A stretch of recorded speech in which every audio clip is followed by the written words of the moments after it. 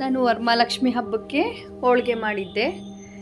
ಆ ರೆಸಿಪಿನ ಇವತ್ತು ಶೇರ್ ಮಾಡೋಕ್ಕೆ ಹೊರಟಿದ್ದೀನಿ. ಇದನ್ನು ಹೋಳಿಗೆ, ಒಬ್ಬಟ್ಟು ಈ ಥರ ಬೇರೆ ಬೇರೆ ಹೆಸರುಗಳಿಂದ ಕರೀತಾರೆ.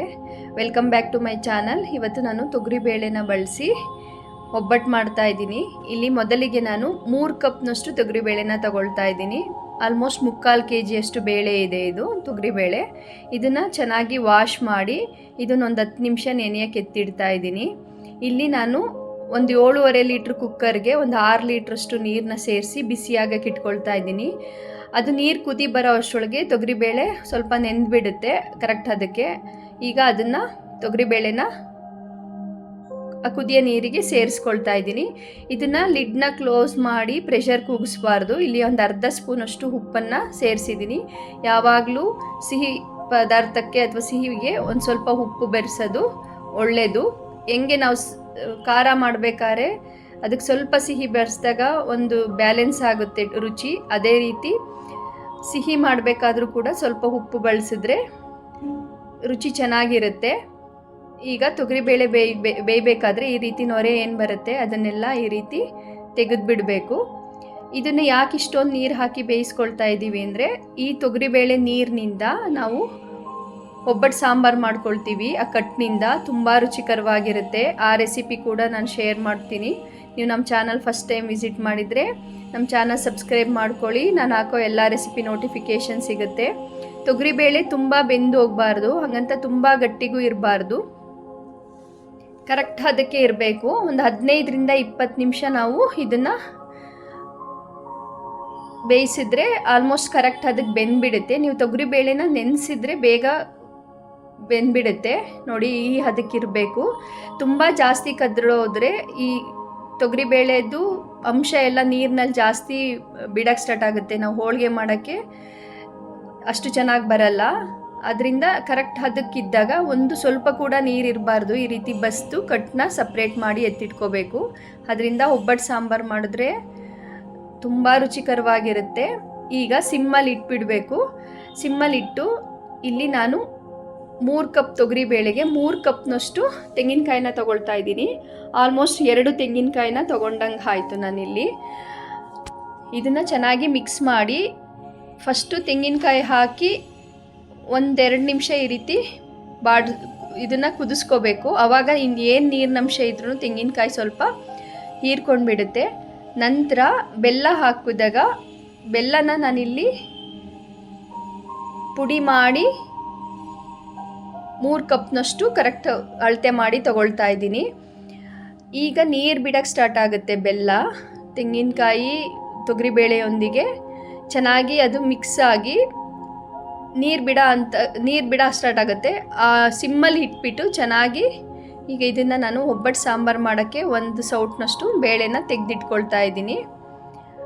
ಆ ನೀರಿನಂಶ ಎಲ್ಲ ಹೋಗಿ ಅದರಿಂದ ಒಂದು ಒಳ್ಳೆ ಪರಿಮಳ ಬರೋಕ್ಕೆ ಸ್ಟಾರ್ಟ್ ಆದಾಗ ನಾವು ವರೆಗೂ ಕುದಿಸ್ಕೋಬೇಕು. ನಾನಿಲ್ಲಿ ಇನ್ನೊಂದು ಅರ್ಧ ಕಪ್ನಷ್ಟು ಬೆಲ್ಲನ ಸೇರಿಸ್ಕೊಳ್ತಾ ಇದ್ದೀನಿ. ಬೆಲ್ಲ ಇದಕ್ಕೆ ತುಂಬ ಸಪ್ಪೆ ಆಗೂ ಇರಬಾರ್ದು, ಯಾಕೆಂದರೆ ನೆಕ್ಸ್ಟು ಅದನ್ನು ತುಪ್ಪ ಅಥವಾ ತೆಂಗಿನಕಾಯಿ ಹಾಲು ಜೊತೆ ತಿಂದಾಗ ಅದು ಒಂದು ಒಳ್ಳೆ ರುಚಿ ಬ್ಯಾಲೆನ್ಸ್ ಕರೆಕ್ಟ್ ಹದಕ್ಕೆ ಬರಬೇಕಂದ್ರೆ ಬೆಲ್ಲ ಸ್ವಲ್ಪ ಮುಂದೆ ಇರಬೇಕು. ಅದರಿಂದ ನಾನಿಲ್ಲಿ ಬೆಲ್ಲನ ಇನ್ನು ಸ್ವಲ್ಪ ಸೇರಿಸ್ಕೊಂಡೆ. ನೋಡಿ, ಈ ರೀತಿ ನೀರು ಬಿಡೋಕ್ಕೆ ಸ್ಟಾರ್ಟ್ ಆಗುತ್ತೆ.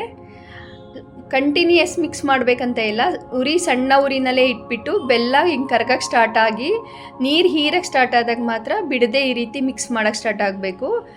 ಇದು ಒಂದು 10ರಿಂದ 15 ನಿಮಿಷಕ್ಕೆ ಈ ಹಂತಕ್ಕೆ ಬಂದುಬಿಡುತ್ತೆ. ಆಲ್ಮೋಸ್ಟ್ ಈಗ ನೀರೆಲ್ಲ ಈರಿದೆ ಮತ್ತು ಅದರಿಂದ ಒಂದು ತೆಂಗಿನಕಾಯಿ ತೊಗರಿಬೇಳೆ ಬೆಲ್ಲದ್ದು ಒಂದು ಒಳ್ಳೆ ಪರಿಮಳ ಬರೋಕ್ಕೆ ಸ್ಟಾರ್ಟ್ ಆಗುತ್ತೆ. ಈ ಹಂತದಲ್ಲಿ ನೀವು ಗಮನಿಸ್ತಾ ಇರ್ಬೋದು, ಕೆಳಗಡೆ ನೋಡಿ ಸ್ವಲ್ಪ ಕೂಡ ನೀರಿನಂಶ ಇಲ್ಲ, ಇದರಲ್ಲೂ ಕೂಡ ನೀರಿನಂಶ ಇಲ್ಲ. ಅದು ಒಂದು ಒಳ್ಳೆ ತೆಂಗಿನಕಾಯಿ ಬೆಲ್ಲದ ಜೊತೆ ಕುದ್ದು ಒಂದು ಒಳ್ಳೆ ಪಾಕ ಥರ ಬರೋಕ್ಕೆ ಸ್ಟಾರ್ಟ್ ಆಗುತ್ತೆ. ನೋಡಿ, ಈ ಹಂತದಲ್ಲಿ ನಾವು ಸ್ಟವ್ನ ಆಫ್ ಮಾಡಿಬಿಟ್ಟು ತಣ್ಣಗಾದ್ಮೇಲೆ ಇದನ್ನು ಮಿಕ್ಸಿಲಿ ಅಥವಾ ಗ್ರೈಂಡರಲ್ಲಿ ಅಥವಾ ರುಬ್ಬಕಲ್ಲಿನಲ್ಲಿ ನುಣ್ಣಗೆ ರುಬ್ಬಿ ರೆಡಿ ಮಾಡಿಕೊಂಡ್ರೆ ಹೂರ್ಣ ರೆಡಿ ಆಗುತ್ತೆ. ಈಗ ಇದನ್ನು ಒಬ್ಬಟ್ಟು ಮಾಡೋಕ್ಕೆ ನಾನು ಮೈದಾ ಹಿಟ್ಟನ್ನ ಕಲಿಸ್ಕೊಳ್ತಾ ಇದ್ದೀನಿ. ಇಲ್ಲಿ ನಾನು ಕಲಿಸ್ತಿರೋ ಅಂಥ ಮೈದಾ ಹಿಟ್ಟಿಂದ ಒಂದು 20ರಿಂದ 25 ಹೋಳಿಗೆ ಆಗೋವಷ್ಟು ನಾನು ಮಿಕ್ಸ್ ಮಾಡ್ಕೊಳ್ತಾ ಇದ್ದೀನಿ.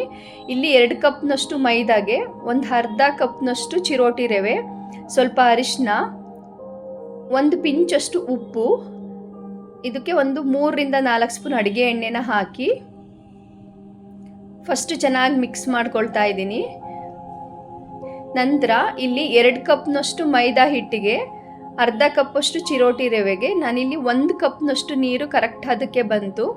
ಇದು ಚಪಾತಿ ಹಿಟ್ಟಿನ ಅದಕ್ಕಿಂತ ಸ್ವಲ್ಪ ಮೃದುವಾಗಿರಲಿ, ತುಂಬ ಮೃದುವಾಗೂ ಇರಬಾರ್ದು. ಈ ಹದಕ್ಕಿದ್ರೆ ಸಾಕು. ಮತ್ತೆ ಇದಕ್ಕೆ ಒಂದು 5ರಿಂದ 6 ಸ್ಪೂನ್ ಅಡುಗೆ ಎಣ್ಣೆನ ಹಾಕಿ ಚೆನ್ನಾಗಿ ಮಿಕ್ಸ್ ಮಾಡಿ ಇದನ್ನು ಒಂದು 1/2 ಅವರ್ ನೆನೆಯೋಕ್ಕೆ ಇಟ್ಕೋಬೇಕು. ಇದು ಎಷ್ಟು ಚೆನ್ನಾಗಿ ನೆನೆಯುತ್ತೆ ಅಷ್ಟು ಹೋಳಿಗೆ ಚೆನ್ನಾಗಿ ಬರುತ್ತೆ. ಇದನ್ನು ಈಗ ಒಂದು 1/2 ಅವರ್ ನೆನೆಯೋಕ್ಕೆ ಬಿಟ್ಬಿಡೋಣ. ಈಗ ನೋಡಿ, ಇದು ತೊಗರಿಬೇಳೆ, ತೆಂಗಿನಕಾಯಿ, ಬೆಲ್ಲ ಎಲ್ಲ ಕುದಿಸಿಟ್ಟಿದ್ವಲ್ಲ ಅದನ್ನು ರುಬ್ಬಿ ಹೂರಣ ರೆಡಿ ಆಯಿತು. ಇದನ್ನು ಈ ರೀತಿ ಉಂಡೆಗಳು ಮಾಡಿ ಎತ್ತಿಟ್ಕೋಬೇಕು. ನಂತರ ನೋಡಿ, ಇದು ಈಗ ಕರೆಕ್ಟ್ ಅದಕ್ಕೆ ಇದೆ. ಈ ರೀತಿ ಕೈನಲ್ಲಾದರೂ ಸ್ಪ್ರೆಡ್ ಮಾಡ್ಕೋಬೋದು, ಇಲ್ಲ ನೀವು ಆಯಿಲ್ ಪೇಪರ್ ಮೇಲಾದರೂ ಸ್ಪ್ರೆಡ್ ಮಾಡಿ, ನಾವು ಪರೋಟಾಗೆಲ್ಲ ಸ್ಟಫ್ ಮಾಡ್ಕೊತೀವಲ್ಲ ಅದೇ ರೀತಿ ಹೂರಣನ ಸೆಂಟ್ರಿಗಿಟ್ಟು ಈ ರೀತಿ ನೀಟಾಗಿ ಎಲ್ಲ ಕಡೆಯಿಂದ ಕವರ್ ಮಾಡಿ, ನಾನು ಒಂದು ಕವರ್ ಮೇಲೆ ಇನ್ನೊಂದು ಕವರ್ನ ಹಾಕ್ಕೊಂಡು ಈ ರೀತಿ ಸ್ಪ್ರೆಡ್ ಮಾಡ್ಕೊಳ್ತಾ ಇದ್ದೀನಿ. ಈ ರೀತಿ ಹೋಳಿಗೆ ಮಾಡೋದ್ರಿಂದ ನಿಮಗೆ ಒಳಗಡೆ ಹಾಕಿರೋ ಹೂರಣ, ಮೇಲ್ಗಡೆ ಹಾಕಿರೋ ಮೈದಾ ಎಲ್ಲ ಒಂದೇ ಈವನ್ನಾಗಿ ನೀಟಾಗಿ ಸ್ಪ್ರೆಡ್ ಆಗುತ್ತೆ, ಕರೆಕ್ಟು ಹದಕ್ಕೆ ಬರುತ್ತೆ. ತುಂಬ ತೆಳುವಾಗೂ ಇರಬಾರ್ದು, ಹೋಳಿಗೆ ತುಂಬ ದಪ್ಪನೂ ಇರಬಾರ್ದು, ಈ ಹದಕ್ಕಿರಲಿ. ಇದು ತವ ಚೆನ್ನಾಗಿ ಕಾದಿರಲಿ. ನಂತರ ಬೇಯಿಸ್ಕೋಬೇಕಾದ್ರೆ ಸಿಮ್ಮಲ್ಲಿ ಇಟ್ಕೊಳ್ಳಿ. ಏನು ಹೂರಣ ಇದೆ ಅದ್ರ 1/4 ಭಾಗದಷ್ಟು ಮೈದಾ ಹಿಟ್ಟನ್ನ ತಗೋಬೇಕು. ನಂತರ 2 ಕಡೆ ಒಂದು ಒಳ್ಳೆ ಗೋಲ್ಡನ್ ಬ್ರೌನ್ ಬರೋವರೆಗೂ ಸಣ್ಣ ಉರಿನಲ್ಲೇ ಬೇಯಿಸ್ಕೋಬೇಕು. ನೀವು ಆ ರೀತಿನಾದರೂ ಆಯಿಲ್ ಪೇಪರ್ ಹಾಕಿ ಸ್ಪ್ರೆಡ್ ಮಾಡ್ಬೋದು, ಇಲ್ಲ ಈ ರೀತಿ ಕೈಯನ್ನಲ್ಲಾದರೂ ನಾವು ರೊಟ್ಟಿ ಎಲ್ಲ ತಟ್ಕೊಳ್ತೀವಲ್ಲ ಆ ರೀತಿನೇ ತಟ್ಕೋಬೋದು ಹೋಳಿಗೆನ. ನಮ್ಮ ಸೌತ್ ಇಂಡಿಯನ್ ಆಲ್ಮೋಸ್ಟ್ ಗೊತ್ತಿರುತ್ತೆ, ಎಲ್ಲರೂ ಹೋಳಿಗೆ ಮಾಡ್ತಿರ್ತಾರೆ. ಆದರೆ ಮಾಡೋ ವಿಧಾನದಲ್ಲಿ ತುಂಬ ಬೇರೆ ಬೇರೆ ವಿಧಾನಗಳಿರುತ್ತೆ. ಮತ್ತು ಅದನ್ನು ತಿನ್ನೋದು ಕೂಡ ಜಸ್ಟ್ ಬಿಸಿ ಹೋಳಿಗೆಗೆ ತುಪ್ಪ ಹಾಕಿ ತಿನ್ನೋರು ಇರ್ತಾರೆ, ಕೆಲವರು ಪಾಯಸ ಮಾಡಿ ಹಾಕಿ ತಿಂತಾರೆ, ಕೆಲವು ಕಡೆ ಎಲ್ಲ ಈ ಮ್ಯಾಂಗೋ ಸೀಸನ್ ಬಂತಂದರೆ ಶೀಕರಣೆ ಮಾಡಿ ತಿಂತಾರೆ. ನಾವು ಇದಕ್ಕೆ ತುಪ್ಪ ಮತ್ತು ತೆಂಗಿನಕಾಯಿ ಹಾಲು ಹಾಕಿ ಹೋಳಿಗೆ ಬಡಿಸ್ತೀವಿ, ತುಂಬ ರುಚಿಕರವಾಗಿರುತ್ತೆ.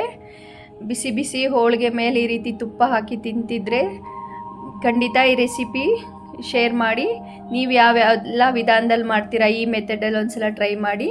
ನಮ್ಮ ಚಾನಲ್ ಸಬ್ಸ್ಕ್ರೈಬ್ ಮಾಡಿ, ಲೈಕ್ ಮಾಡಿ, ಶೇರ್ ಮಾಡಿ. ಮತ್ತೆ ಸಿಗುವ ನೆಕ್ಸ್ಟ್ ವಿಡಿಯೋದಲ್ಲಿ. ಬಾಯ್.